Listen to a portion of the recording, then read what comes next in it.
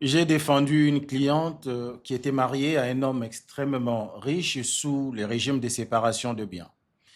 Quand le mari a demandé le divorce, il était persuadé que sa femme repartirait sans rien.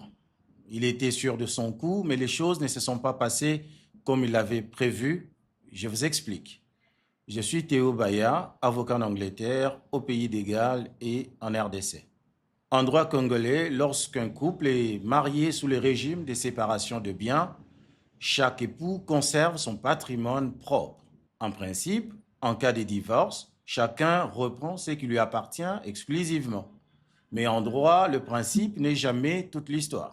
L'article 581 alinéa 1er du Code de la famille dispose, je cite, ouvrez les guillemets, en tenant compte de toutes les circonstances, le tribunal peut accorder à l'époux désavantagé par le divorce une quotité des biens sur le fonds propre de l'autre époux, indépendamment de la liquidation du régime qui les régissait au moment du divorce, fermez les guillemets.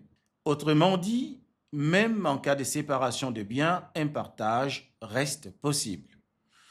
Dans le dossier de ma cliente, j'ai démontré qu'elle avait quitté l'école très jeune pour se marier, qu'elle n'avait jamais travaillé parce qu'elle était consacrée au foyer et aux enfants, permettant ainsi au mari de développer sa fortune.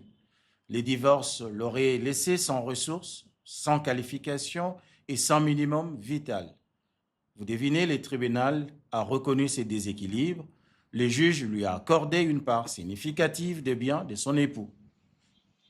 En résumé, la séparation des biens ne signifie donc pas l'absence totale de solidarité au moment du divorce. Le droit protège aussi l'époux économiquement vulnérable. Si les autres questions de droit vous intéressent, suivez nos différentes pages Baya Legal pour ne pas rater les prochaines vidéos.